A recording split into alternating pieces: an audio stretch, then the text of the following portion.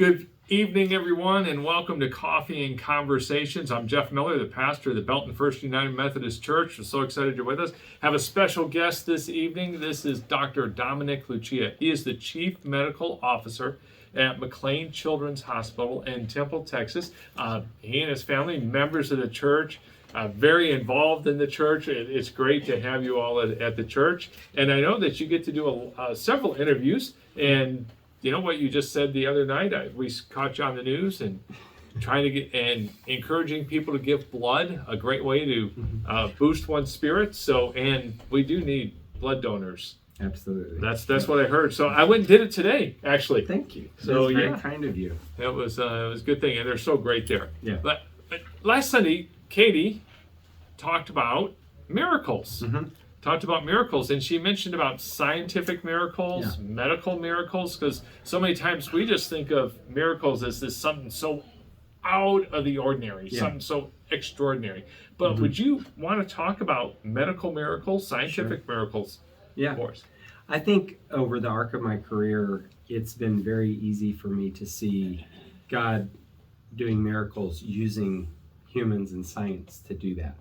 And when you look at some of the technology, some of the advances that we've had in medicine, and some of the simpler things start farther upstream with just prevention, with vaccines and those sorts of things. How many kids' lives are saved just because of those? But then you talk about things like ECMO, for instance. ECMO is a technology that's been developed in the last decade, really utilized in kids, where you can bypass a kid's heart and lungs and allow them to heal. So, for instance, we have a patient, had a patient at McLean's a few months back that drowned and was dead for 3 or 4 minutes. Wow.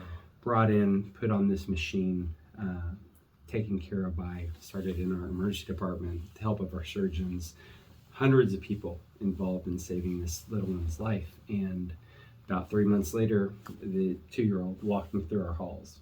So when you look back on that, at the certain points during it, you see the nuts and bolts, the logistics, the science, the protocols. But when you look back on it, you think, wow, this is God at work through all these people. And I feel so blessed. And I tell my wife that, to be able to be part of something where I feel like God hopefully gets to use me most days and use my colleagues most days for his healing purposes. Yeah.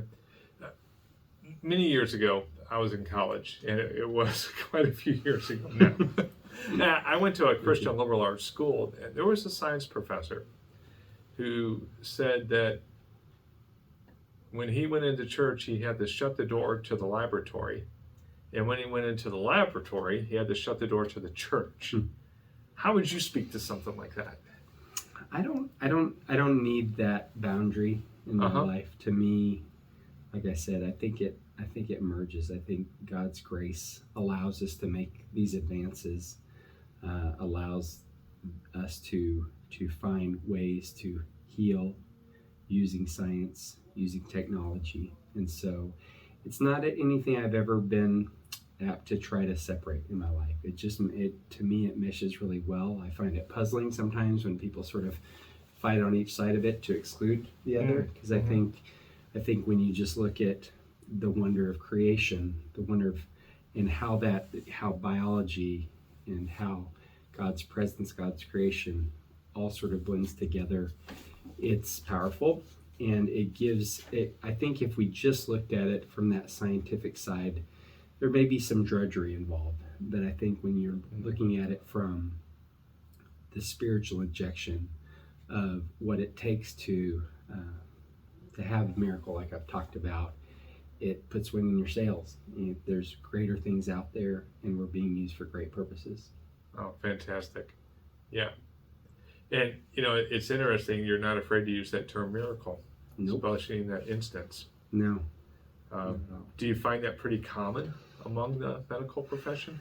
Yeah, I think to each their own. I think up front sometimes people are a little bit hesitant to use that. They don't ever want to instill false hope in a really challenging situation. But I've talked to families, and there's times in very difficult situations I've asked them if they want to pray, if they want to and sort of bring God into the picture. I've always been told yes. It's nothing I try to impose on anybody, but you can get that sense in a very desperate situation where you see your child laying there, that beyond the things that are being done that we know to do, and the sort of life-saving measures, that bring that spiritual side into it, and asking for that intervention, and asking God to bless the people, the equipment, the medicine, all that's being used. I think there's a general acceptance of that by not only the families, but the people that work in healthcare, in pediatrics. I can't speak for everybody, but I know at my hospital, it's something that the vast majority of us, I think, have a feeling that that's part of what we do and get to do. Yeah, that's great. Well, thank you for your time. Absolutely. Really appreciate it. I know your time is valuable, and you're so busy with a lot of demands between work and family. You have a great family. You and Marissa are truly blessed with family. Well, thank you for joining us. Hope to see you on Sunday for worship. Join us online, Facebook, YouTube, or join us in person here at Belton First United Methodist Church. God bless you all.